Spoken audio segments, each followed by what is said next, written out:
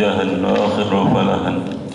Alhamdulillah, puji syukur panjatkan kehadirat Allah Subhanahu wa taala yang telah memberikan limpahan rahmatnya dan hidayahnya kepada kita di pagi yang barokah ini.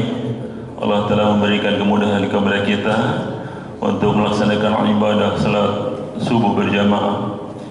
Baru saja kita melaksanakan salat subuh berjamaah. Setelah zikir, memperbanyak zikir kepada Allah, melaksanakan nilai-nilai yang keutamaan seperti salat sebelum subuh, salat 2 rakaat sebelum subuh yang nilainya luar biasa, dan duduk-duduk sejenak untuk melaksanakan atau mengikuti kajian syuruh. Mudah-mudahan selama duduk-duduk kita mendapatkan pahala dari Allah Subhanahu wa taala, sehingga kita dikumpulkan dengan orang-orang yang selalu zikir kepadanya. Salawat dan salam semoga dilimpahkan kepada kita Nabi Muhammad sallallahu alaihi wasallam, keluarganya, para sahabatnya dan para pengikutnya setia sampai akhir zaman. Alhamdulillah, terima kasih Ustaz sudah menyempatkan hadir di pekan pertama di bulan ini. Insyaallah kajian hari ini dari kajian tematik, judulnya adalah keutamaan bulan Dzulhijjah. Ini bulan-bulan haji. Mudah-mudahan saudara-saudara kita yang akan pergi haji, yang sudah dan akan berangkat, mudah-mudahan diberikan keselamatan Allah Subhanahu wa taala. Amin ya rabbal alamin. Dan kita awali dengan doa belajar, mudah-mudahan kita mendapat ilmu yang bermanfaat. Rabbi zidna ilman warzuqna fahman. Kepadanya dipersilakan.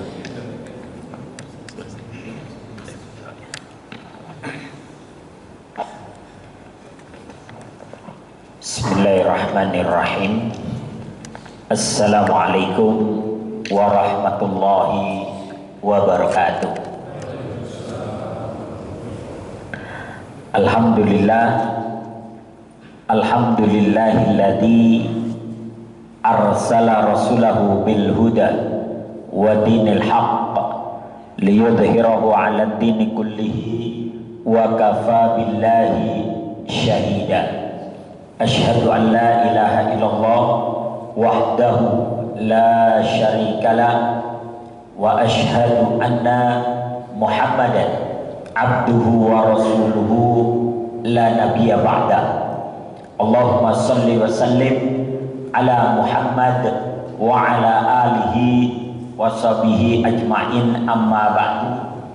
Bapak-bapak dan ibu-ibu yang dirahmati Allah Subhanahu wa taala, alhamdulillah pada pagi hari ini kita mengawali kehidupan kita dengan beribadah, bermunajat kepada Allah Subhanahu wa taala, dilanjutkan dengan mendengarkan tausiah sampai waktu syuruk tiba. Mudah-mudahan duduk dan hadirnya kita di tempat yang mulia ini senantiasa menjadi pemberat timbangan amal baik kita nanti yaumul kiamah. Amin ya rabbal alamin. Salawat dan salam senantiasa tercurah kepada Nabi Allah Muhammad sallallahu alaihi wasallam, kepada keluarga, para sahabat dan para pengikut beliau sampai akhir zaman nanti. Bapak-bapak dan ibu-ibu yang dirahmati Allah Subhanahu wa taala, tema kita pagi hari ini adalah keutamaan bulan Dzulhijjah. Jadi keutamaan bulan Dzulhijjah. Kita sekarang berada pada tanggal 25 Dzulqa'dah. Jadi kita berada pada tanggal 25 Dzulqa'dah. Kita pada tanggal 25 Dzulqa'dah, 5 hari lagi insya Allah kita akan masuk pada bulan Dzulhijjah.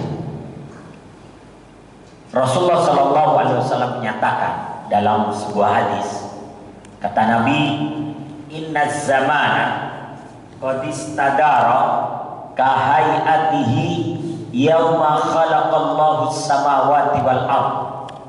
As-sanatu isna asyara syahran minha arba'atu hurum salasun mutawalliyat Dzulqa'dah wa Dzulhijjah wal Muharram wa Rajab Mudhar alladhi baina Jumadai wa Sya'ban.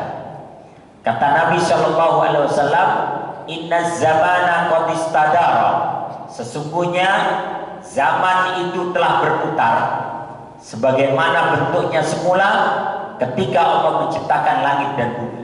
Jadi tatkala Allah sudah menciptakan langit dan bumi, waktu itu berputar, zaman itu berputar. Ada Senin, Selasa, Rabu sampai hari Ahad gitu ya. Maka perputaran hari demi hari, minggu demi minggu, bulan demi bulan, tahun demi tahun. Kemudian kata Nabi, as-sanatu isna asyara syahran. Setahun itu ada 12 bulan. Jadi Allah lah yang mengajarkan kepada para nabi dan kepada para manusia bahwa setahun itu ada 12 bulan. Dan itu petunjuk Allah. Dengan sendirinya manusia itu mengetahui dengan petunjuk Allah. Jangankan itu Pak, kucing baru lahir Pak. Anak kucing baru lahir, kadang anaknya 4 atau 5, masih kecil pada buta-buta ya. Tapi dia tahu loh mana tempat susunya ya, sehingga dia bisa nenen itu sama induknya. Ada satu kucing dijauhin itu dari induknya, dia nyari itu, anak kucing itu bisa nyari sendiri ketemu itu ya. Binatang apa saja itu baru lahir kan buta ya.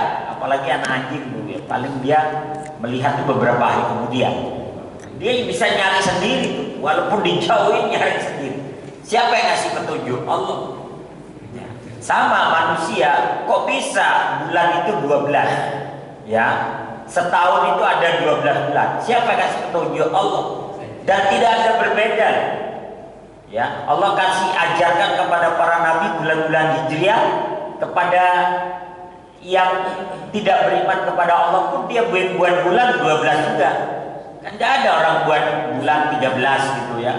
Oh, saya bikin bulannya 14, gak ada. Semua setahun tetap 12 bulan. Itu petunjuk ya. Nah ini kata Nabi, setahun itu ada 12 bulan. Minha arba'atu hurum. Dari 12 bulan itu ada 4 bulan yang wajib dihormati, di mana pertempuran tidak boleh dilakukan pada 4 bulan itu. Ya. Kata Nabi, salasun mutawalliyat, 3 bulan berturut-turut, Dzulqa'dah, Dzulhijjah, dan Muharram. Ya, ini berturut-turut. Serta 1 bulan yang terpisah, yaitu Rajab Mudhar, yang terdapat di antara bulan Jumadil Akhirah dan Sya'ban. Hadis diriwayatkan oleh Imam Bukhari dan Muslim. Jadi bulan-bulan Hijriah. Jadi disebutnya bulan-bulan Hijriah karena diambil dari hijrahnya Rasulullah Sallallahu Alaihi Wasallam. Kalau Januari sampai Desember itu disebut bulan Miladiyah. Miladiyah itu diambil dari kata milad, kelahiran. Jadi kalau Miladiyah itu diambil dari kelahirannya Yesus, ya. Maka Januari sampai Desember disebut Miladiyah. Nah, bulan Hijriah yang pertama adalah Muharram, Safar, Rabiul Awal, Rabiul Akhir, Jumadil Awal, Jumadil Akhir, Rajab, Sya'ban, Ramadan, Syawal, Dzulqa'dah, Dzulhijjah. Tapi orang Jawa juga kemudian ngambil dari sini juga Pak ya, cuman kalau Muharram ini diganti Suro ya. Muharram itu diganti Suro. Syuro itu asal kata dari musyawarah. Syuro ya. Safar ya. Kemudian Rabiul Awal ini mulut. Ya, mulut. Jadi kalau di Jawa itu disebut mulut. Rabiul Akhir ba'do mulut. Jumadil Awal, Jumadil Akhir, nah Rajab. Ya, Rajab. Kemudian Sya'ban ini ruah ya. Kemudian Ramadan poso, Syawal itu bodo Pak ya. Bodo ya. Kemudian Dzulqa'dah ini apit ya. Apit kalau nggak salah, maksudnya jepit gitu ya.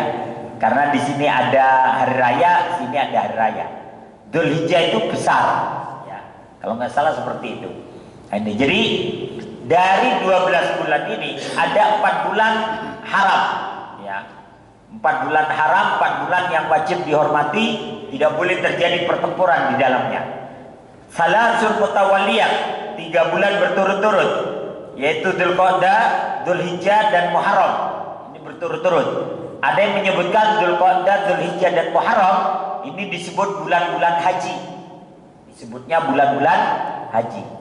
Makanya dalam Al-Quran disebut Al-Hajju Ashhurun Ma'lumat. Haji itu pada bulan-bulan yang diketahui.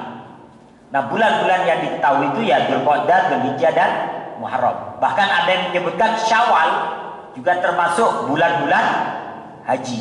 Ya, Dzulqa'dah ini perjalanan menuju haji, Dzulhijjah pelaksanaan haji, Muharram pulang dari haji.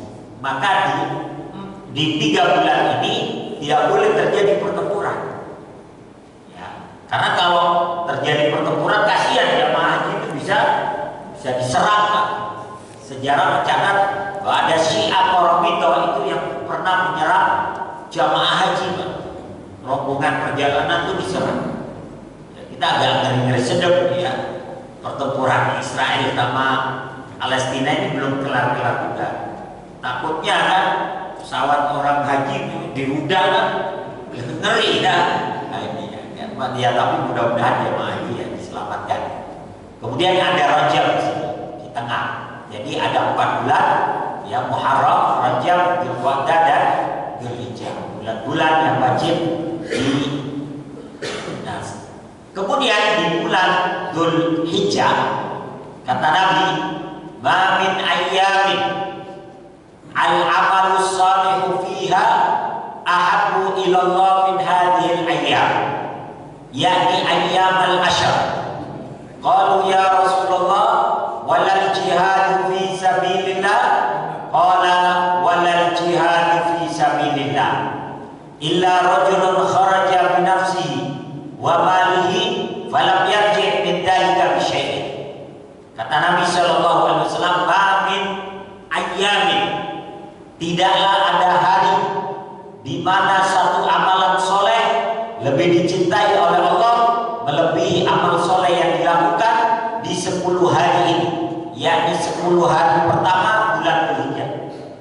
Jadi hari-hari terbaik menurut Allah adalah tanggal 1 sampai tanggal 10 Dzulhijjah. Ayyamul Ashr. Jadi disebutnya Ayyamul Ashr, tanggal 1 sampai tanggal 10 Dzulhijjah.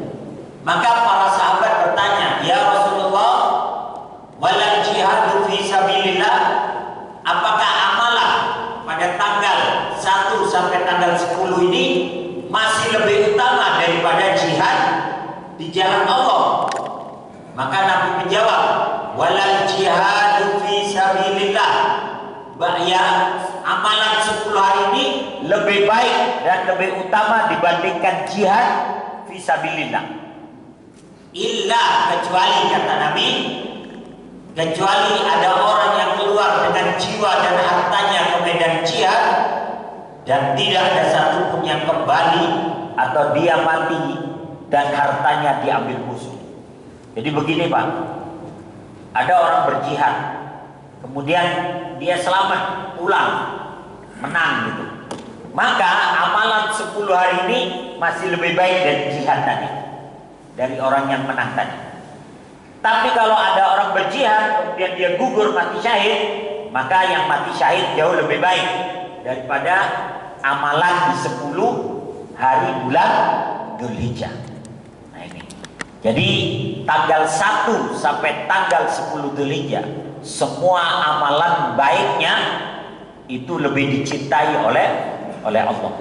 Apa saja, sholat 5 waktunya, bacaan Qur'annya, sedekahnya, kemudian puasanya, ya. Jadi amalan-amalan apa saja, zikirnya itu dicintai oleh Allah. Ya. Maka jangan sampai nanti kita sia-siakan. Ya. Kalau perlu lebih semangat lagi kita sholat berjamaahnya, zikirnya di 10 hari bulan Dzul Hijjah, 10 hari pertama. Kemudian dalam hadis yang lain, waruwiya al-Imam al-Ahmad rahimahullah an Ibni Umar radhiyallahu anhuma anin Nabi sallallahu alaihi wasallam qala ma min ayyamin a'dhamu wa la ahabbu ila Allah al-amalu fihinna min hadhil ayyamil ashar fa'aksiru fihinna minat tahlil wat takbir wat tahmid. Ya. Kata Nabi sallallahu alaihi wasallam dalam riwayat Imam Ahmad, tidak ada hari yang paling agung dan amat dicintai oleh Allah untuk berbuat kebaikan di dalamnya daripada 10 hari bulan Dzulhijjah ini, yakni tanggal 1 sampai tanggal 10. Fa'aksiru fihinna minat tahlili wat takbiri wat tahmid, maka perbanyaklah di 10 hari itu membaca kalimat tahlil la ilaha illallah, wat takbir dan kalimat takbir, wat tahmid dan kalimat alhamdulillah. Ya. Jadi perbanyak zikir. Kemudian tanggal 1 sampai tanggal 10 itu hari-hari yang baik yang dicintai oleh Allah. Tapi dari tanggal 1 sampai tanggal 10 ada hari yang terbaik dan lebih utama dari yang 9 tadi, dari yang 10 tadi ya, yakni hari Arafah. Jadi tanggal 1 sampai tanggal 10 yang lebih utama itu adalah hari Arafah, bertepatan tanggal 9 Dzulhijjah. Kata Nabi, afdhalul ayyam yauma Arafah. Jadi afdhalul ayyam yauma Arafah, seutama-utama hari adalah hari Arafah, ketika jamaah haji sedang berwukuf di Arafah, dan itu bertepatan pada tanggal 9 Dzulhijjah. Mudah-mudahan tahun ini hari rayanya barengan ya, kayak Idul Fitri kemarin. Kalau di kalendernya sih tanggal 17. Ya, di kalender itu tanggal 17. Muhammadiyah sudah menetapkan bahwa hari Arafah itu wukuf tanggal 16 Juni.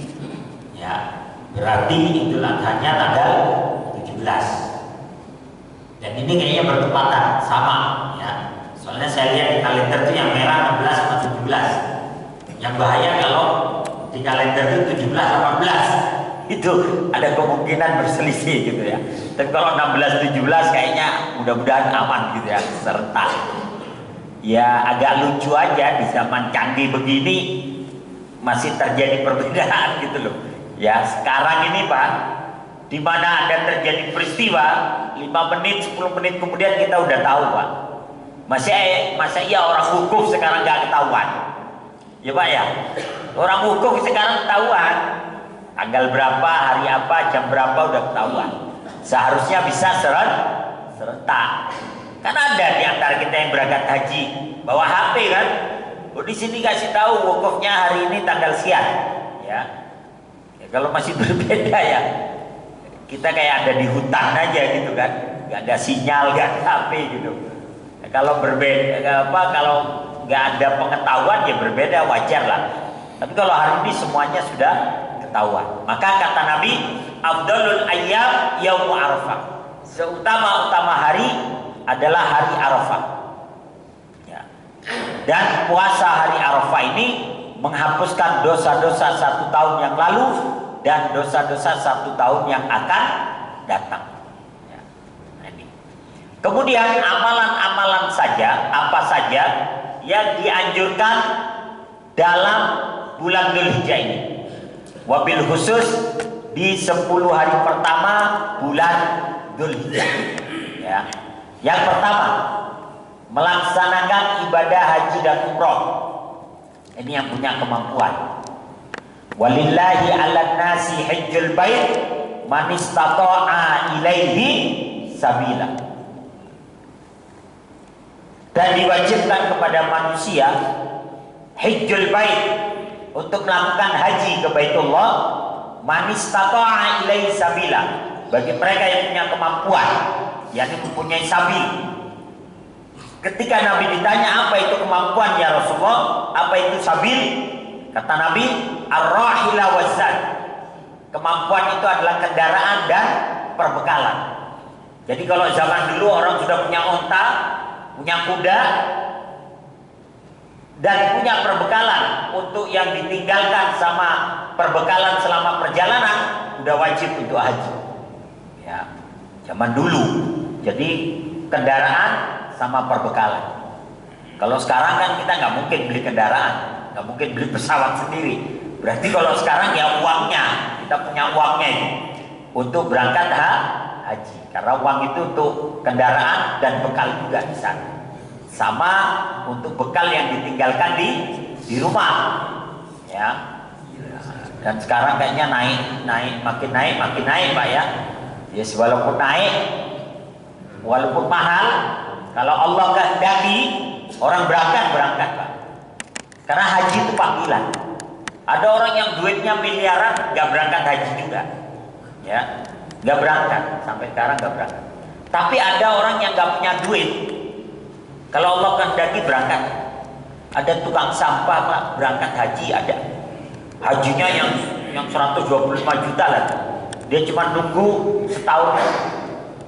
Ya. Ada yang nunggu 3 bulan doang. Tiba-tiba ada yang memperjalankan dia untuk naik haji.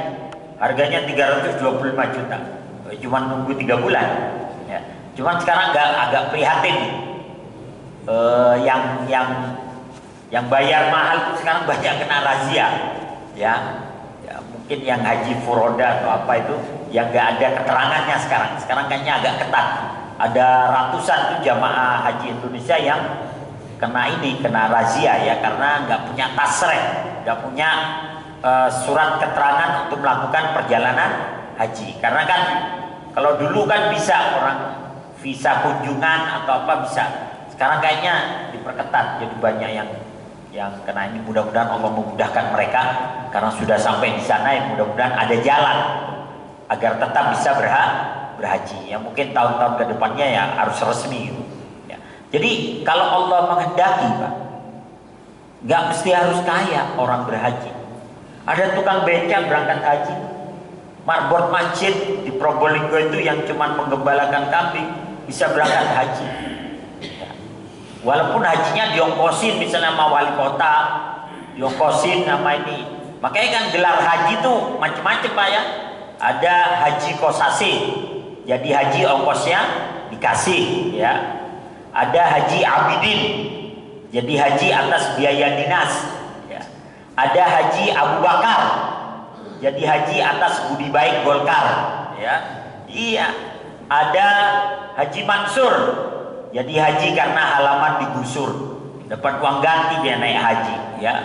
Ada haji juanda, jadi haji karena jumpa sama janda ya.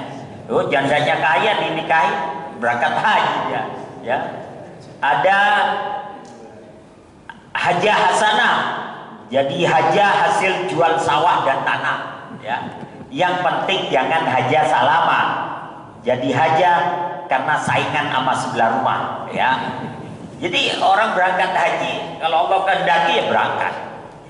Makanya kata Nabi, al-umratu ilal umrati kafaratun lima bainahuma wal hajjul mabrur laisa lahu jazaa'un illal jannah. Kata Nabi, dari umrah ke umrah adalah tebusan dosa-dosa yang dikerjakan di antara keduanya. Dan haji yang mabrur tidak ada balasan lain kecuali surga. Jadi haji yang mabrur tidak ada balasan lain kecuali surga. Maka kita diperintahkan kalau ada kemampuan di bulan Dzulhijjah melaksanakan ibadah haji dan umrah. Siogianya Pak, siogianya yang dilaksanakan haji dulu baru umrah. Seharusnya begitu. Jadi haji dulu baru umrah. Jadi yang wajib dulu baru yang sunnah. Tapi karena kita antrinya panjang untuk nunggu berangkat haji, sehingga orang-orang kita mendahulukan umroh dulu baru haji, sehingga haji kita disebut haji tamattu, haji yang mendahulukan umroh dulu kemudian haji, sehingga kita kena denda ya, setiap kali naik haji kena dam ya, membayar 1 ekor kambing. Ya mau gimana lagi Bang, Depok nih kalau nggak salah 20 tahun lebih Bang antrinya Bang. Ya. Tadi malam ada jamaah tempat kita berangkat, dia nunggu 12 tahun Bang, 12 tahun ya.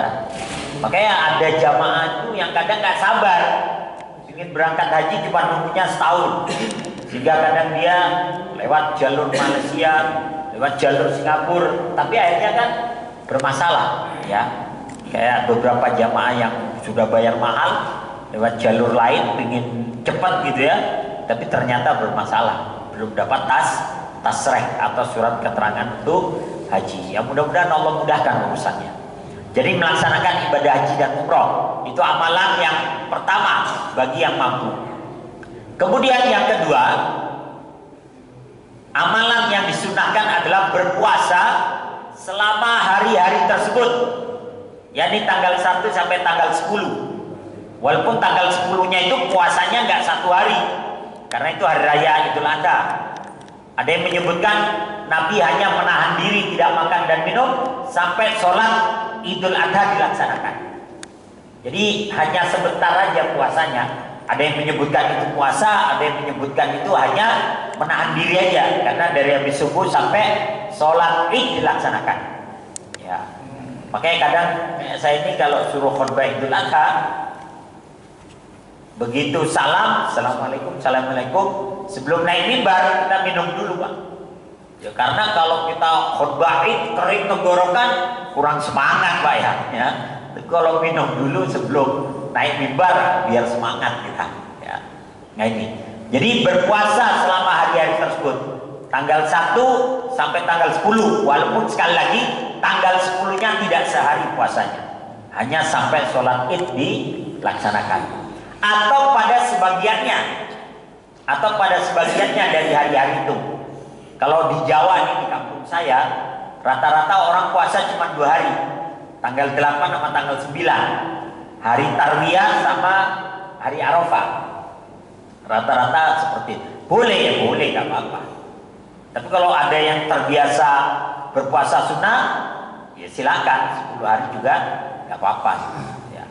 Atau pada hari Arafahnya saja, yakni tanggal 9, pada saat jamaah haji sedang wukuf di Arafah.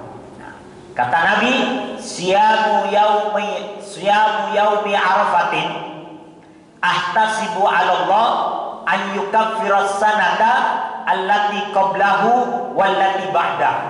Ya.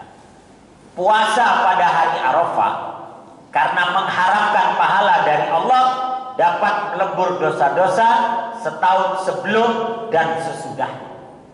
Jadi ini keutamaan puasa Arafah. Kita ini banyak dosa Pak tiap hari, ya. Apalagi di grup-grup WhatsApp tuh banyak gibahnya Pak, sama banyak bohongnya gitu ya, banyak hoaxnya juga. Kadang kita komentar juga itu, padahal bohong gitu ya. Kita itu banyak dosa melalui WhatsApp dan apa dan sebagainya, ya. Maka puasa hari Arafah dapat menghapuskan dosa-dosa 1 tahun yang lalu dan 1 tahun yang akan datang. Ini puasa hari Arafah. Kalau puasa hari Asyura tanggal 10 Muharram, ya, itu menghapuskan dosa 1 tahun yang lalu. Puasa Asyura. Ini kadang Ustadz suka kebalik antara Asyura dengan Arafah. Kalau Arafah itu menghapus 2 tahun, kalau Asyura itu menghapus satu tahun. Kalau Arafah itu tanggal 9 Dzulhijjah, kalau Asyura itu tanggal 10 Muharram. Ya, tanggal 10 Muharram. Jadi kita disunnahkan untuk berpuasa pada hari-hari tersebut, ya, atau sebagiannya terutama pada hari Arafah. Kemudian di 10 hari itu, tanggal 1 sampai tanggal 10, disunnahkan memperbanyak takbir dan dzikir pada hari-hari tersebut. Kata Nabi, fa'aksiru fihinna minat tahlili wat takbiri wat tahmid. Maka perbanyaklah pada hari-hari itu tahlil, takbir dan tahmid. Jadi diperintahkan kita banyak mengucapkan takbir, tahmid dan tahlil. Perbanyak dzikir, intinya itu. Ya. Apa yang diucapkan dzikirnya? Imam Al-Bukhari rahimahullah menuturkan bahwa Abdullah bin Umar dan Abu Hurairah keluar ke pasar pada 10 hari tersebut seraya memandangkan takbir. Lalu orang-orang pun mengikuti takbirnya. Dalam riwayat Ibnu Ishaq rahimahullah diriwayatkan dari para fuqaha dan tabi'in bahwa pada hari-hari itu yang diucapkan adalah Allahu Akbar, Allahu Akbar, La ilaha illallah, Wallahu Akbar, Allahu Akbar walillahil hamd. Jadi kita disunahkan memperbanyak dzikir ini. Abdullah bin Umar ya sama Abu Hurairah ke pasar ini yang diucapkan, tapi jangan kencang-kencang ya. Jangan bapak nanti ke pasar teriak-teriak Allahu Akbar, Allahu Akbar, Allahu Akbar. Terus ditanya, lu takbiran dikira hari raya kan? Iya, suruh Ustaz Mujahid. Oh, Ustaz sesat itu. Gitu lagi ya. Jadi takbirnya lirik saja ya, antara kita dan diri kita aja. Ya, kita lagi naik motor misalnya ke Jakarta, kita tahu dzikir aja lah, Allahu Akbar, Allahu Akbar, Allahu Akbar, La ilaha illallah, Wallahu Akbar, Allahu Akbar walillahil hamd. Lirik saja antara kita dan diri kita. Gak usah kenceng-kenceng setiap hari takbiran, tapi kira orang gila kita ya. Padahal memang itu disunahkan. Cuman kan orang yang nggak tahu itu kan nanti nuduhnya yang bukan ya. Kemudian lafaz takbir pada dasarnya itu bermacam-macam ya. Karena lafaz takbir ini hakikatnya sebenarnya lebih keluar dari bibir para sahabat. Jadi tidak dibakukan oleh Rasulullah. Kayak lafaz adzan itu tidak dari Nabi. Lafaz adzan tidak dari Nabi. Itu dari Umar bin Khattab. Ya. Kemudian Umar menyampaikan kepada Nabi, ya Rasulullah, saya bermimpi saya diajari ucapan adzan begini. Oh ya, mimpimu benar. Sahabat juga begitu, ya Rasulullah kami bertakbir dengan takbir ini. Oh ya, silakan. Ya, sahabat juga ketika hari raya mengucapkan taqabbalallahu minna wa minkum. Maka kata Nabi, enggak apa-apa. Jadi ada beberapa lafaz yang memang tidak dari Nabi, tapi Nabi membiarkannya. Termasuk lafaz takbir. Lafaz takbir kita itu berasal dari Abdullah bin Mas'ud yang sering kita ucapkan. Boleh 3 kali, boleh 2 kali takbirnya. Boleh Allahu Akbar, Allahu Akbar, La ilaha illallah, Wallahu Akbar, Allahu Akbar walillahil hamd. Atau boleh 3 kali, Allahu Akbar, Allahu Akbar, Allahu Akbar. Jadi boleh 2 kali, boleh 3 kali. Lafaz Allahu Akbar pada takbir Abdullah bin Mas'ud boleh dibaca 2 kali atau 3 kali. Semuanya diriwayatkan Ibnu Abi Syaibah dalam kitab Al-Musannaf. Ya. Jadi mau 2 kali, mau 3 kali silahkan. Kalau Muhammadiyah itu kadang 2 kali, Persis 2 kali kadang. Sebagian saudara kita Salafi juga 2 kali. Kalau saudara-saudara kita yang Nahdlatul Ulama rata-rata 3 kali. Tapi ada yang aneh Pak, kadang yang mimpin 2 kali, jamaahnya 3 kali kadang. Ya, ini kadang agak beda ya. Jadi kalau yang mimpin 2 kali ya hendaknya jamaahnya dua kali. Kalau yang mimpin 3 kali sebaiknya jamaah 3 kali. Jangan beda gitu ya. Walaupun 2 ataupun 3 sama aja. Kemudian ada takbirnya Abdullah bin Abbas. Versi Abdullah bin Abbas. Kalau versi Abdullah bin Abbas takbirnya 3 kali. Ya. Allahu Akbar, Allahu Akbar, Allahu Akbar. 3 kali takbirnya. Walillahil hamd, Allahu Akbar wa ajal, Allahu Akbar ala ma hadana. Ini versi Abdullah bin Abbas, diriwayatkan oleh Imam Al-Baihaqi dan disahihkan oleh Syekh Nasruddin Albani. Ya. Tapi jarang kan kita takbir sama begini. Kalau kita takbir begini takbir apa ya gitu kan ya. Padahal sebenarnya ada periwayatannya. Ya, mungkin di belahan bumi yang lain takbirnya seperti ini. Ya, mengambil dari riwayat Abdullah bin Abbas. Ada lagi takbirnya Salman Al-Farisi. Kalau ini agak nanggung takbirnya emang Pak. Agak nanggung gitu ya. Versi Salman. Tapi bisa jadi di belahan bumi yang lain takbirnya seperti ini. Ya. Allahu Akbar, Allahu Akbar, Allahu Akbar kabira. Jadi agak nanggung Pak ya. Agak nanggung gitu ya. Takbirnya 3 kali kemudian ditutup dengan kalimat kabira. Tapi ada. Jadi kalau ada orang takbirnya cuma begini aja, jangan disalahin, karena memang ada.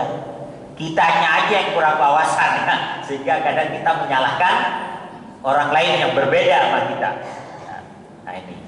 Jadi keterangan Ibnu Hajar Al Asqalani mengatakan takbirnya Salman Al Farisi radhiyallahu anhu diriwayatkan oleh Abdul Razak dalam Al-Kitab Al-Musannaf dengan sanad sahih dari Salman Al-Farisi. Ya. Tapi karena kita udah biasa dengan lafaz takbirnya Abdullah bin Mas'ud, ya lihat ini agak janggal gitu. Maksudnya agak nanggung gitu ya. Karena kita udah terbiasa dengan la ilaha illallah wallahu akbar, Allahu akbar walillahil hamd. Udah enak dengan itu, dengan nadanya juga, dengan kalimatnya.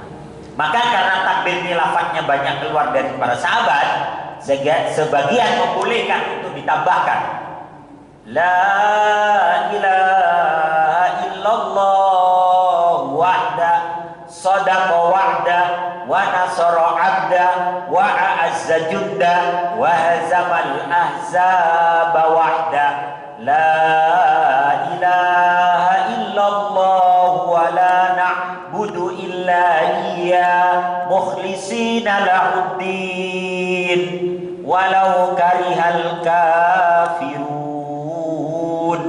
Jadi karena lafaz itu banyak keluar dari para sahabat, sehingga ditambahkan dengan sadaqa wahda wa nasara abda, sebagian memperbolehkan. Walaupun ada saudara kita yang salafi kurang sependapat dengan ini, tapi sebagiannya membolehkan. Karena takbir itu pernah diucapkan oleh Nabi, sadaqa wahda wa nasara abda wa a'azza junda, diucapkan oleh Nabi ketika menaklukkan Mekah. Jadi Nabi membawa bendera hitam dengan memakai sorban hitam, dan Nabi bercela ya mengucapkan tadi sadaqa wahda wa nasara abda wa a'azza junda. Jatuh itu Mekah tanpa perlawanan ya. Dan takbir itu kemudian disebut takbirul fawaiz, takbir kemenangan. Maka karena ketika Idul Fitri itu kita adalah hari kemenangan, sehingga sebagiannya menambahkan dengan takbir fawaiz. Gitu Pak ya. Jadi ada yang bolehkan, walaupun sebagian saudara kita yang salafi kurang sependapat. Kemudian berikutnya, amalan yang diperintahkan selama tanggal 1 sampai tanggal 10 dan hari tasyrik ya, berkorban pada hari raya korban dan hari-hari tasyrik. Jadi kita diperintahkan untuk berkorban. Dan korban ini tanda bahwa diri kita berusaha untuk mendekatkan diri kepada Allah dengan kemampuan yang kita miliki. Ya. Makanya kata Nabi, sebaik-baik korban adalah yang paling gemuk. Ya. Sebaik-baik korban adalah yang paling gemuk dan paling mahal. Maksudnya paling gemuk dan paling mahal sesuai dengan kemampuan kita. Ya, jadi paling gemuk dan paling mahal itu adalah sesuai dengan kemampuan kita. Tidak boleh memaksakan diri juga. Ya. Ketika kita mampu untuk berkorban, ya semampunya. Kalau mampu beli yang mahal, ya monggo silakan yang mahal. Ya. Karena korban yang terbaik, kata Nabi, yang paling gemuk dan paling mahal. Ya, kalau sapinya kayak gini kan mantap. Ya. Ini sapinya 1 ton lebih nih Pak. Ya. 1 ton lebih. Ya. Kalau bisa sendiri nggak apa-apa sapi Pak. Kita beli sapi sendiri gitu. Sendiri nggak patungan, boleh. Walaupun sapi itu boleh patungan untuk 7 orang. Ya. Kalau kayak gini mantap nih Pak, 1 ton lebih. Ya. Atau kambing pun yang terbaik, ya, yang paling mahal dan paling gemuk sesuai dengan kemampuan kita. Ya.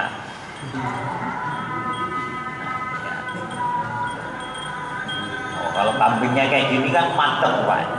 Ekornya itu Pak ya, masya Allah. Kok bisa gepeng gitu tuh Pak. Ya.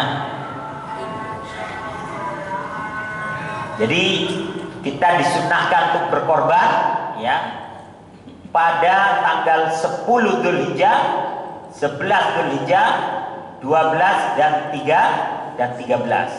Dan di hari-hari tasyrik kita juga diperintahkan untuk bertakbir. Ya, diperintahkan untuk bertakbir. Kapan saja sebenarnya, walaupun kemudian kalau di kita itu biasanya takbirnya habis sholat fardu. Ya, sebenarnya nggak harus habis sholat. Kapan aja mau bertakbir dipersilakan selama hari-hari tasyrik. Ya. Bahkan Umar itu ketika sedang berhaji di hari-hari tasyrik dia lebih banyak bertakbir itu di kemahnya atau ketika dia melakukan perjalanan di sekitar Mekah. Ya. Jadi diperintahkan untuk berkorban. Kemudian yang kelima, amalan yang disunahkan dari tanggal 1 sampai tanggal 10, himbauan untuk tidak mencabut atau memotong rambut atau kuku bagi orang yang tidak berkorban.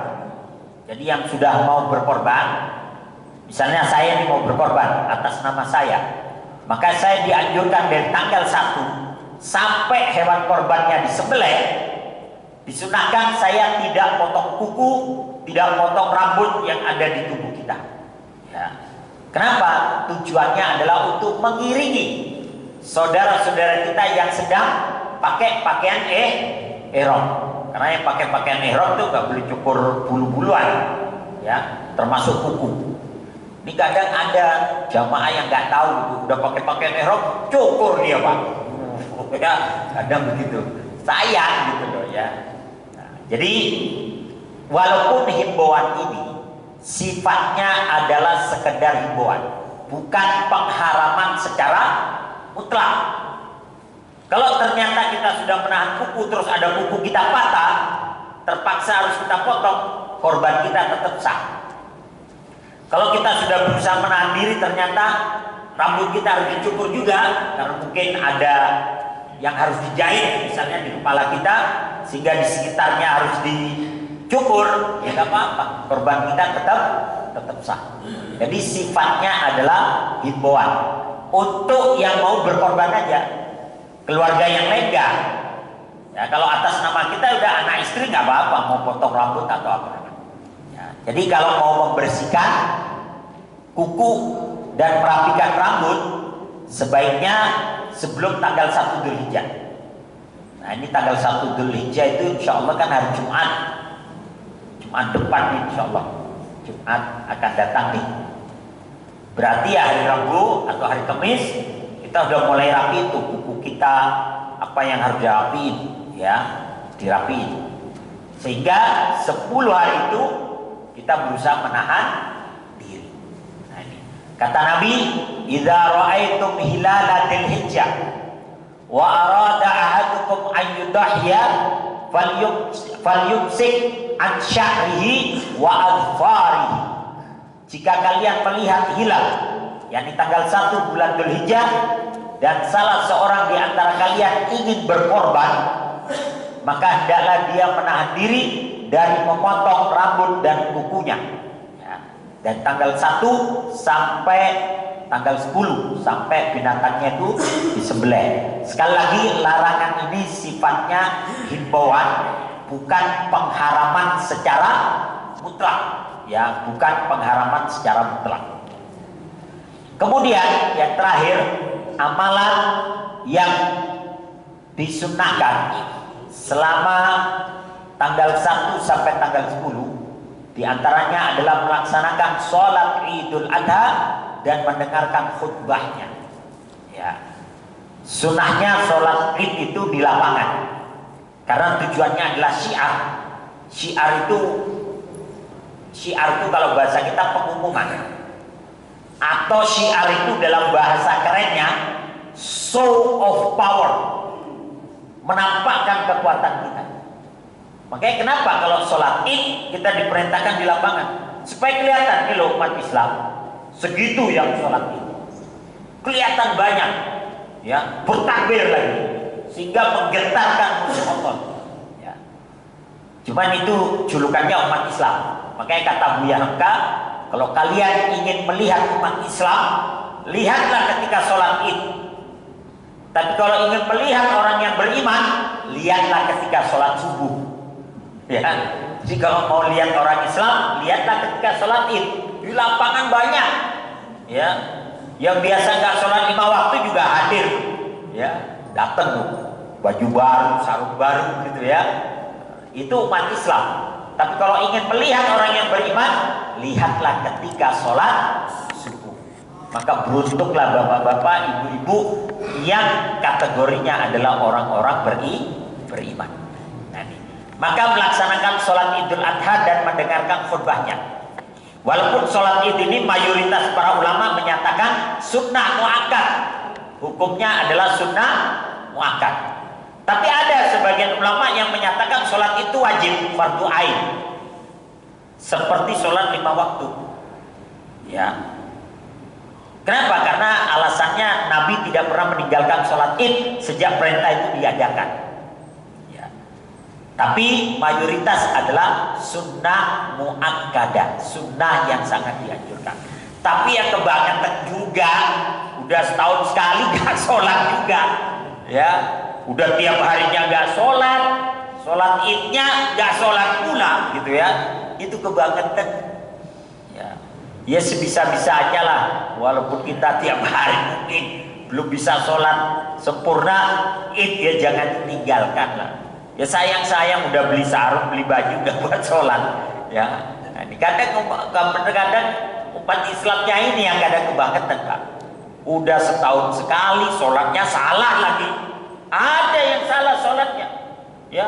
Kan sholat itu tuh ada takbir zawaid itu. Setelah takbiratul ihram ada 7 takbir tambahan. Begitu imamnya takbir, Allahu Akbar, imamnya takbir lagi zawaid, Allahu Akbar, ruku dia, ruku aja begitu, ya, imam takbir lagi, Allahu Akbar, sujud. Ada banget, nggak lihat di YouTube tuh, ya, banyak lagi satu deretan tuh salah semua. Begitu sudah sujud kaget dia, kok masih berdiri semua, berdiri aja, kan kebangetan, udah setahun sekali lu salah lagi, ya. Ada lagi yang lebih kebangetan, udah setahun sekali tidur, Pak. Sholat itu tidur justru gitu, ya. Yes, kebangetan gitu loh. Udah setahun sekali lu tertidur lagi, ya. Ay, kebangetan ya. Dan disunahkan mendengarkan khutbah. Walaupun mendengarkan khutbah ini juga sunnah sebenarnya. Kalau kita ada keperluan, mules atau ingin kencing, ya nggak apa-apa, tinggalin khotibnya. Tapi kalau nggak ada masalah, ya jangan ditinggalin khotibnya. Karena pernah terjadi peristiwa pada zamannya Umar bin Abdul Aziz jadi khalifah.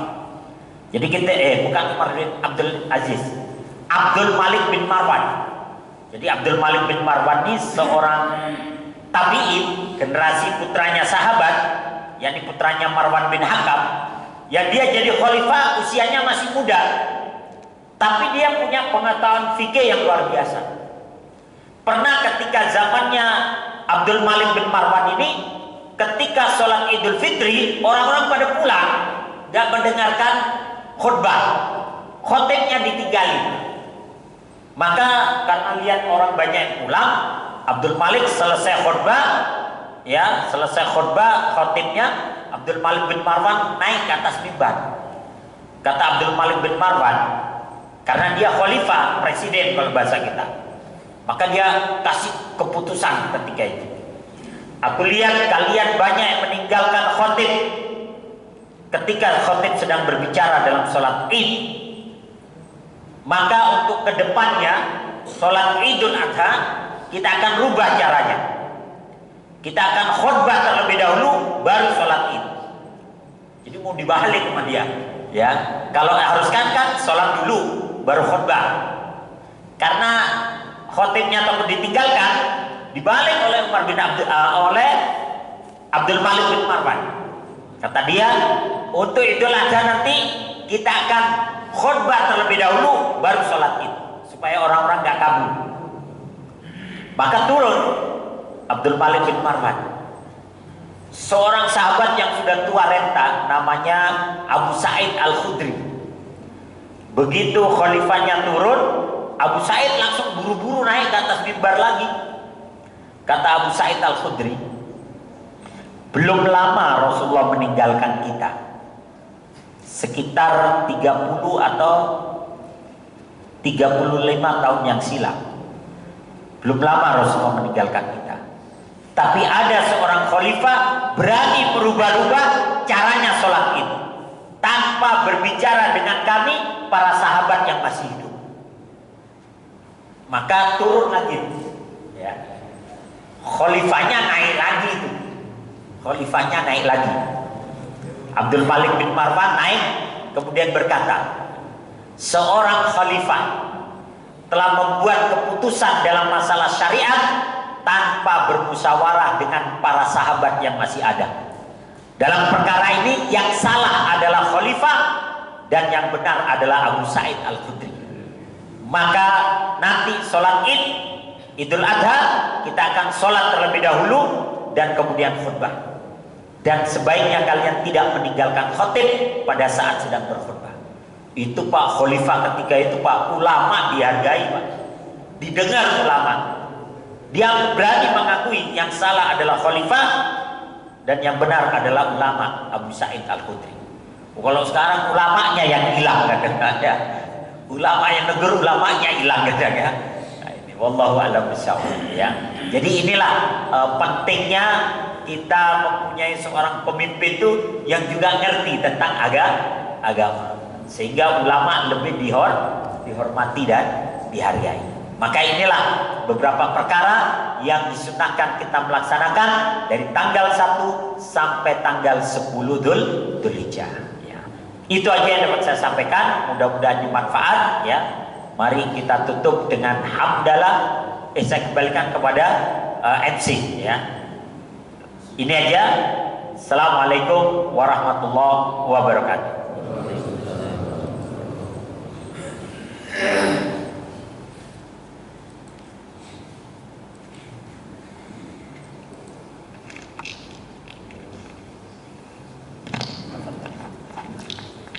Alhamdulillahirrahmanirrahim. Jazakallahu khairan pada Ustaz dan Mujahid Nurul Islam yang telah menyampaikan kajian serupnya mengupas tentang bulan-bulan haji. Memang musimnya haji saja, dan mengupas lebih tentang kurban. Memang waktunya untuk kurban.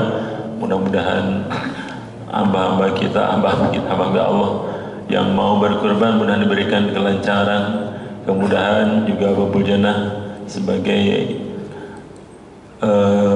menjadi kepercayaan dari warga. Mudah-mudahan diberikan kelancaran untuk menjadi kepanitiaan, juga membahas tentang pelaksanaan ibadah sholat Idul Adha. Mudah-mudahan apa yang disampaikan menjadi bahan untuk ibadah kita semuanya, menjadi ilmu dan penggambarannya. Jemaah kajian syuruk yang sama-sama dihormati oleh Allah Subhanahu wa taala, kita tutup dengan tasbih kibarat. Bismillahirrahmanirrahim. Subhanakallahumma bihamdika asyhadu an la ilaha illa anta astaghfiruka wa atubu ilaik. Wassalamualaikum warahmatullahi wabarakatuh.